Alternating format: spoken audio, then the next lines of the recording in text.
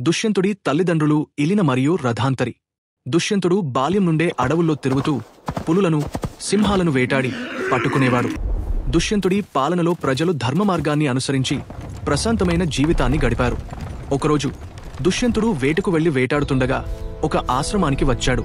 అది మహర్షి కణ్వాశ్రమ ఆశ్రమం. దుష్యంతుడు మిగిలిన వారిని వదిలి ఆశ్రమానికి ఒంటరిగా వెళ్లాడు. అక్కడ అతను కణ్వముని దత్తపుత్రిక అయిన అందమైన శకుంతలను చూశాడు.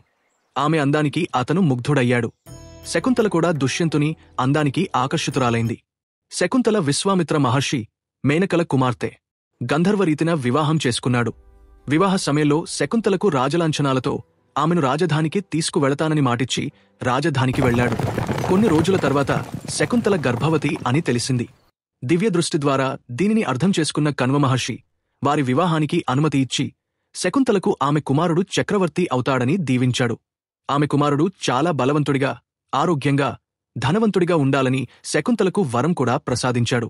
ఒకసారి శకుంతల తన చేయి నీళ్లలో పెట్టినప్పుడు దుష్యంత రాజు ఇచ్చిన ఉంగరం జారి నీళ్లలో పడిపోయింది. ఎంత వెతికినా ఉంగరం దొరకదు.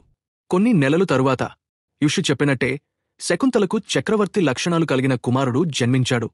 సర్వదామనుడికి 5 సంవత్సరాలు. అప్పటికి దుష్యంత రాజు శకుంతల కోసం రాలేదు.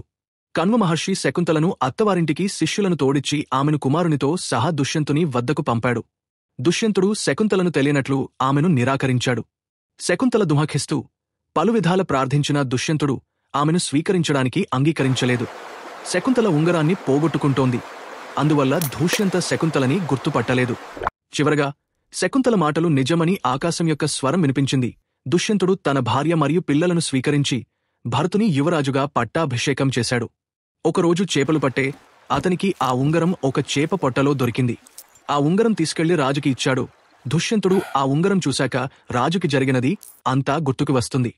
సర్వదమనుడు ఇంకో పేరు భరతుడు. భరతుని పేరు మీదుగానే భారతదేశానికి భరతవర్షం అనే పేరు వచ్చింది. వీడియో నచ్చితే లైక్ చేయండి, అలాగే ఛానల్ సబ్స్క్రైబ్ చేసుకోండి.